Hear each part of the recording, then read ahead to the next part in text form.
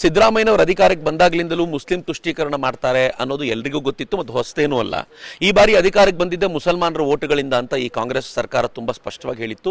ಆ ದೃಷ್ಟಿಯಿಂದ 10,000 ಕೋಟಿ ರೂಪಾಯಿ ಅವರಿಗೆ ಕೊಡ್ತೀನಿ ಅಂತ ಹೇಳಿದಿರಬಹುದು. ಆನಂತರ ಈಗ ಹಿಜಾಬ್ ಅನ್ನ ಬ್ಯಾನ್ ಮಾಡಿರುವಂತ ಈ ಪ್ರಕ್ರಿಯೆ ಇರಬಹುದು, ತುಂಬಾ ಹೊಸತೇನು ಅಂತ ನನಗೇನು ಅನ್ಸಲ್ಲ. ಆದರೆ ದುರಂತಕಾರಿ ಸಂಗತಿ ಅಂತಂದ್ರೆ ಅಫ್ಕೋರ್ಸ್ ಹಿಂದೂಗಳ ಮನಸ್ಸಿನಲ್ಲಂತೂ ವಿಷಬೀಜ ಬಿತ್ತಿದ್ದಾರೆ.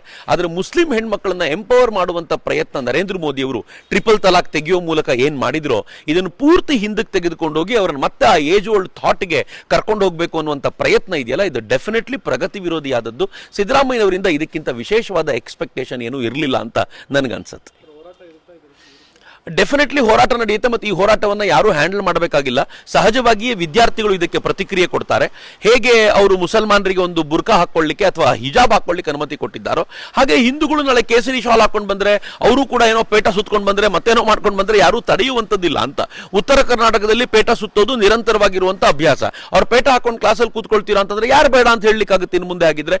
ಸೊ ಇಡೀ ಕ್ಲಾಸ್ ಅನ್ನ, ಅದರ ವಾತಾವರಣವನ್ನ ಪೂರ್ತಿ ಹಾಳುಗೆಡುವಂತ ಪ್ರಯತ್ನವನ್ನ ಸಿದ್ದರಾಮಯ್ಯನವರು ಮಾಡಿದ್ದಾರೆ. ಡೆಫಿನೆಟ್ಲಿ ಅದಕ್ಕೆ ಸಮಾಜ ತನ್ನದೇ ಆದ ರೀತಿಯಲ್ಲಿ ಪ್ರತಿಕ್ರಿಯಿಸುತ್ತೆ.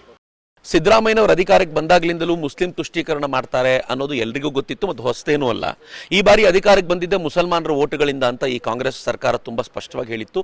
ಆ ದೃಷ್ಟಿಯಿಂದ 10,000 ಕೋಟಿ ರೂಪಾಯಿ ಅವರಿಗೆ ಕೊಡ್ತೀನಿ ಅಂತ ಹೇಳಿದಿರಬಹುದು. ಆನಂತರ ಈಗ ಹಿಜಾಬ್ ಅನ್ನ ಬ್ಯಾನ್ ಮಾಡಿರುವಂತ ಈ ಪ್ರಕ್ರಿಯೆ ಇರಬಹುದು, ತುಂಬಾ ಹೊಸತೇನು ಅಂತ ನನಗೇನು ಅನ್ಸಲ್ಲ. ಆದರೆ ದುರಂತಕಾರಿ ಸಂಗತಿ ಅಂತಂದ್ರೆ ಅಫ್ಕೋರ್ಸ್ ಹಿಂದೂಗಳ ಮನಸ್ಸಿನಲ್ಲಂತೂ ವಿಷಬೀಜ ಬಿತ್ತಿದ್ದಾರೆ. ಆದರೆ ಮುಸ್ಲಿಂ ಹೆಣ್ಮಕ್ಳನ್ನ ಎಂಪವರ್ ಮಾಡುವಂತ ಪ್ರಯತ್ನ ನರೇಂದ್ರ ಮೋದಿ ಅವರು ಟ್ರಿಪಲ್ ತಲಾಕ್ ತೆಗೆಯೋ ಮೂಲಕ ಏನ್ ಮಾಡಿದ್ರೋ ಇದನ್ನು ಪೂರ್ತಿ ಹಿಂದಕ್ಕೆ ತೆಗೆದುಕೊಂಡೋಗಿ ಅವರನ್ನು ಮತ್ತೆ ಆ ಏಜ್ ಓಲ್ಡ್ ಥಾಟ್ಗೆ ಕರ್ಕೊಂಡು ಹೋಗಬೇಕು ಅನ್ನುವಂಥ ಪ್ರಯತ್ನ ಇದೆಯಲ್ಲ, ಇದು ಡೆಫಿನೆಟ್ಲಿ ಪ್ರಗತಿ ವಿರೋಧಿಯಾದದ್ದು. ಸಿದ್ದರಾಮಯ್ಯನವರಿಂದ ಇದಕ್ಕಿಂತ ವಿಶೇಷವಾದ ಎಕ್ಸ್ಪೆಕ್ಟೇಷನ್ ಏನೂ ಇರಲಿಲ್ಲ ಅಂತ ನನಗನ್ಸುತ್ತೆ.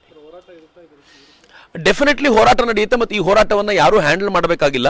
ಸಹಜವಾಗಿಯೇ ವಿದ್ಯಾರ್ಥಿಗಳು ಇದಕ್ಕೆ ಪ್ರತಿಕ್ರಿಯೆ ಕೊಡ್ತಾರೆ. ಹೇಗೆ ಅವರು ಮುಸಲ್ಮಾನರಿಗೆ ಒಂದು ಬುರ್ಕಾ ಹಾಕೊಳ್ಳಿಕ್ಕೆ ಅಥವಾ ಹಿಜಾಬ್ ಹಾಕೊಳ್ಳಿಕ್ಕೆ ಅನುಮತಿ ಕೊಟ್ಟಿದ್ದಾರೋ, ಹಾಗೆ ಹಿಂದೂಗಳು ನಾಳೆ ಕೇಸರಿ ಶಾಲ್ ಹಾಕೊಂಡು ಬಂದ್ರೆ, ಅವರು ಕೂಡ ಏನೋ ಪೇಟ ಸುತ್ಕೊಂಡು ಬಂದ್ರೆ, ಮತ್ತೇನೋ ಮಾಡ್ಕೊಂಡು ಬಂದ್ರೆ ಯಾರು ತಡೆಯುವಂಥದ್ದಿಲ್ಲ ಅಂತ. ಉತ್ತರ ಕರ್ನಾಟಕದಲ್ಲಿ ಪೇಟ ಸುತ್ತೋದು ನಿರಂತರವಾಗಿರುವಂತ ಅಭ್ಯಾಸ. ಅವ್ರು ಪೇಟ ಹಾಕೊಂಡು ಕ್ಲಾಸಲ್ಲಿ ಕೂತ್ಕೊಳ್ತೀರಾ ಅಂತಂದ್ರೆ ಯಾರು ಬೇಡ ಅಂತ ಹೇಳಲಿಕ್ಕಾಗುತ್ತೆ ಇನ್ನು ಮುಂದೆ ಆಗಿದ್ರೆ. ಸೊ ಇಡೀ ಕ್ಲಾಸ್ ಅನ್ನ, ಅದರ ವಾತಾವರಣವನ್ನ ಪೂರ್ತಿ ಹಾಳುಗೆಡುವಂತ ಪ್ರಯತ್ನವನ್ನ ಸಿದ್ದರಾಮಯ್ಯನವರು ಮಾಡಿದ್ದಾರೆ. ಡೆಫಿನೆಟ್ಲಿ ಅದಕ್ಕೆ ಸಮಾಜ ತನ್ನದೇ ಆದ ರೀತಿಯಲ್ಲಿ ಪ್ರತಿಕ್ರಿಯಿಸುತ್ತೆ. ಕನ್ನಡಿಗರ ನೆಚ್ಚಿನ ನ್ಯೂಸ್ 18 ಕನ್ನಡ ಈಗ ವಾಟ್ಸ್ಆಪ್ನಲ್ಲೂ ಲಭ್ಯ. ಕರ್ನಾಟಕ, ದೇಶ ವಿದೇಶಗಳ 360 ಡಿಗ್ರಿ ಸುದ್ದಿಯ ವಿವರಗಳನ್ನ ನಿಮ್ಮ ಕೈ ಬೆರಳುಗಳಲ್ಲೇ ಪಡಿಲಿಕ್ಕೆ ಈ QR ಕೋಡ್ ಅನ್ನ ಸ್ಕ್ಯಾನ್ ಮಾಡಿ, ನಮ್ಮ ಚಾನಲ್ ಫಾಲೋ ಮಾಡಿ, ನೋಟಿಫಿಕೇಶನ್ ಆನ್ ಮಾಡಿ.